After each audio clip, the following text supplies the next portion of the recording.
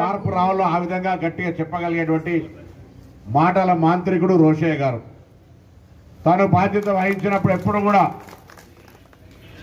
అనేక మంది ముఖ్యమంత్రుల దగ్గర నెంబర్ 2గా కాంగ్రెస్ పార్టీ నాయకత్వంలో పెద్దల ఆశీర్వచనంతో గౌరవ ముఖ్యమంత్రి వైఎస్ రాజశేఖర రెడ్డి గారు చనిపోగానే అందరికీ ఆమోదయోగ్యుడుగా ముఖ్యమంత్రి కావడం, తదుపరి గవర్నర్గా అవకాశం రావడం, ఉమ్మడి ఆంధ్రప్రదేశ్లో వారితో కలిసి ఎన్ఎస్సీ అధ్యక్షుడిగా ఉన్నప్పుడు వారు రాష్ట్ర పిసిసి నాయకులుగా, ఏఐసిసి నాయకులుగా అనేక సందర్భాల్లో వారి ఆలోచన, స్ఫూర్తి, మార్గదర్శకత్వం తీసుకునే అవకాశం వచ్చింది. మా రాజకీయ గురువు చొక్కారావు గారు కూడా అనేక సందర్భాల గంటల తరబడి చొక్కారావు గారు, రోషయ్య గారు, కేశవరావు గారు, వెంకటస్వామి గారు, శ్రీ జగన్నాథరావు వాళ్ళతోటి గంటల తరబడి చిన్నపిల్లగానప్పుడు దాదాపు 28 ఏళ్ల కింద ముచ్చట ఆ విధంగా అనేక సందర్భాల్లో వారితో కలిసి రాజకీయ అవగాహన కల్పించుకునే అవకాశం ఉంది. అందుకే వీళ్ళ రోషయ్య గారు అంటే ఒక అపారమైనటువంటి గౌరవము, ప్రేమ. దాని కొరకు ఇక్కడ మీ అందరు కోరినట్టుగా తప్పకుండా, ఎందుకంటే విగ్రహాలు ఎందుకు పెట్టుకుంటాం, ఏదో రాజకీయ పలుకుబడి కోసం కాదు. విగ్రహాన్ని చూడంగానే వాళ్ళు చేసిన సేవలు, వాళ్ళ యొక్క విశిష్టత, వాళ్ళని ఆదర్శంగా తీసుకొని భవిష్యత్తు వాళ్ళ చరిత్ర తెలుసుకొని ఆ విధంగా నడవాలి అనేటువంటి ఒక ఆలోచన కలగాలి. ఇలా రామోజీరావు గారు అన్నారు, మామూలు ఎక్కడి నుంచి వచ్చి ఎట్లా ఎదిగి ఎట్లా పెద్దవాడైండు.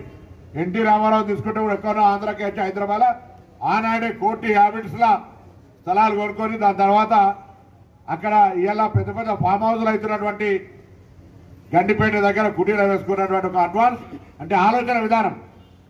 ఇలా ఆ విధంగా అనేక మంది పెద్దలు, మేధావులు చాలా మంది ఒక దూరదృష్టితో ఆలోచన చేసే దాంట్లో రోషయ్య గారు కూడా ఒక గొప్ప ఆర్థిక సంస్కరణ. అంటే రాష్ట్రంలో వారు ఆర్థిక మంత్రిగా 18 సార్లు హైయెస్ట్ బడ్జెట్ ప్రవేశపెట్టే మంత్రి. వారు బడ్జెట్ ప్రవేశపెట్టినంటే నోటు బడ్జెట్ లేకుండా లేదా బ్యాంకులు డెఫిసిట్లో పోయి ఓడీ తీసుకునేటువంటి పరిస్థితి ఎన్నడూ రాకుండా మేనేజ్మెంట్ కెపాసిటీ అటువంటి గొప్ప విషయం అనేది. అందుకే రోషయ్య గారు ఆర్థిక సంస్కరణలు, ఆర్థిక బడ్జెట్ అంశాల విషయంలో కూడా ఇప్పటి కూడా అనేక మంది ఆయనను ఆదర్శంగా తీసుకుంటారు. ఆ విధంగా రోషయ్య గారికి సందర్భంగా హుస్నాబాద్ నియోజకవర్గ ప్రజలందరి తరఫున, ముఖ్యంగా ఆర్యవైశ్య బిడ్డగా, వాసవి ముద్దుబిడ్డగా, వాసవి మాత ముద్దుబిడ్డగా అందరూ కూడా ఈ హుస్నాబాద్ కూడా అప్పుడు వైశ్య సత్రాన్ని, వైశ్య కళ్యాణ మంటపాన్ని, వైశ్య భవనాన్ని ప్రారంభం చేయడానికి విచ్చేసినారు. తప్పకుండా ఆ రోజు నేను కూడా వచ్చాను అనుకుంటున్నా, నాకు కూడా జ్ఞాపకం ఉంది.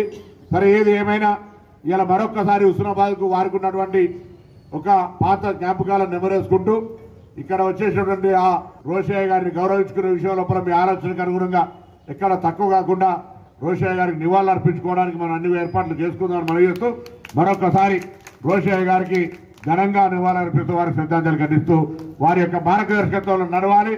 రాజకీయంగా వారి ఆలోచనలు, అభివృద్ధి, ఆర్థిక సంస్కరణ, క్రమశిక్షణ, శ్రమపడే విధానం, వారికి ఉండే అవగాహన, ఆలోచన, సమయస్ఫూర్తి, చలోక్తులతో సహా వారి యొక్క జీవితం ఒక మరపురాని ఒక చరిత్ర వారి దగ్గర నుంచి అవన్నీ కూడా నేర్చుకోగలిగితే తప్పకుండా గొప్పవాళ్ళు అవుతారన్నమాట మనం చేస్తూ అందరూ నమస్కారం.